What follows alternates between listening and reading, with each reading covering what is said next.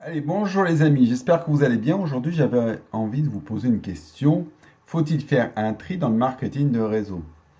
Je m'explique. Devez-vous dire oui à tout le monde? Alors c'est vrai, quand on démarre et qu'on démarre cette activité, quand on doit développer son activité, c'est-à-dire mettre en place un réseau, on a tendance à vouloir signer tout le monde. C'est-à-dire que toutes les personnes qui disent oui, eh ben, on dit oui parce que on a tellement envie que notre activité se développe, forcément on a envie de dire oui à tout le monde. Alors c'est vrai, on peut faire ça. Et c'est vrai qu'au départ, vous êtes obligé un peu de faire ça. C'est-à-dire vous allez prendre tout le monde et à un moment donné, vous ferez sûrement du tri naturellement. Alors il y a ceux qui vont se trier naturellement, c'est-à-dire que il y a ceux qui ont vu la lumière, qui vont rentrer et qui vont repartir aussi vite qu'ils sont arrivés. Donc ça, c'est pas grave, c'est normal.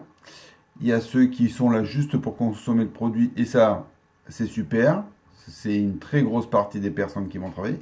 Et après, il y a ceux avec qui vous allez vraiment travailler. Et là, c'est vraiment important. Tout dépend comment fonctionne votre activité et comment vous avez envie de travailler.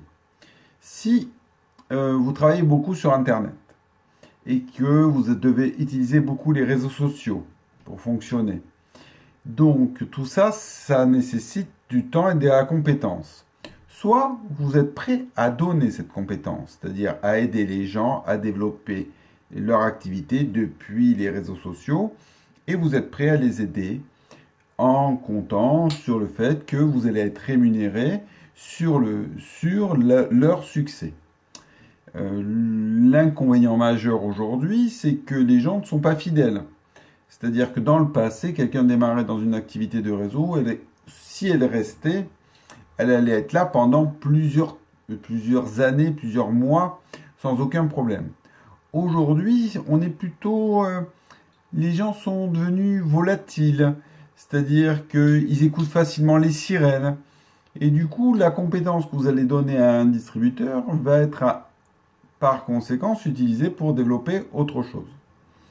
Donc, est-ce qu'il faut du coup s'intéresser qu'avec des gens qui ont déjà la compétence et ils sont intéressés à démarrer avec vous parce que c'est vous et parce que le business que vous leur proposez est vraiment intéressant et qu'ils ont envie de développer cette activité-là.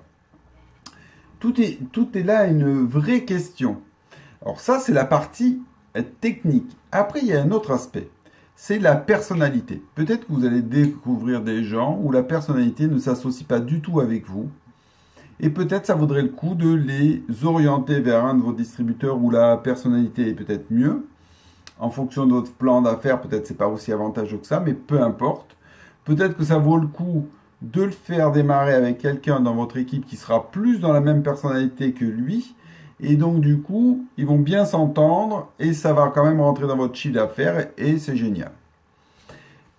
Mais par contre, si c'est une personne que ça correspond pas du tout à votre façon de faire et que vous voyez pas vraiment que c'est un cadeau empoisonné à le donner à quelqu'un dans votre groupe, mais ne perdez pas le temps, ne le signez pas, quoi. Oui, parce que déjà, si vous êtes salarié, vous travaillez avec des personnes que vous ne pouvez pas saquer. Excusez-moi du terme, mais il y a des gens où vous ne pouvez pas les supporter et vous êtes obligé de les supporter parce que vous êtes dans votre boulot. Là, vous développez une activité en parallèle de ce que vous faites. Vous allez prendre du temps, une partie de votre temps libre pour développer cette activité. Au moins que ce soit avec des gens que vous avez envie de fréquenter. Et pas simplement pour une question d'argent. Parce que si c'est une question d'argent, à ce moment-là, bon, bah ok, alors vous pouvez démarrer tout le monde et vous n'en avez rien à faire et peu importe. Mais moi, je pense que ce qui est intéressant, c'est de faire en sorte que vous aimez partager, passer du temps avec les gens que vous avez signés. Donc, pensez bien à ça. Peut-être qu'à un moment donné, il faut être prêt à perdre une personne et peut-être qu'elle sera heureuse ailleurs avec un autre groupe et tant mieux. Et vous pouvez pas vivre, vous pouvez pas la supporter, donc ne faites pas.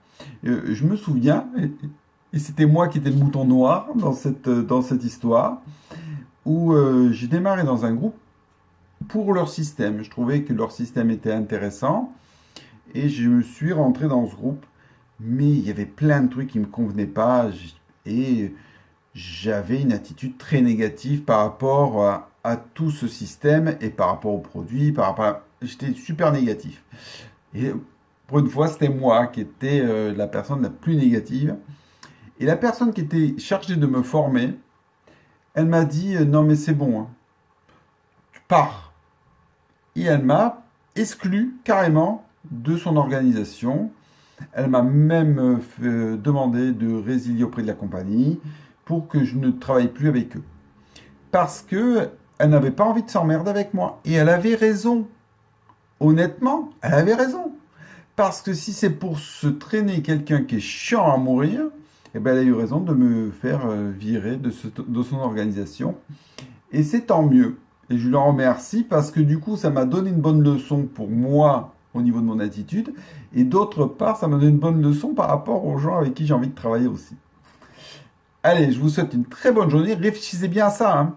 Je vous souhaite une très bonne soirée et à demain. Au revoir.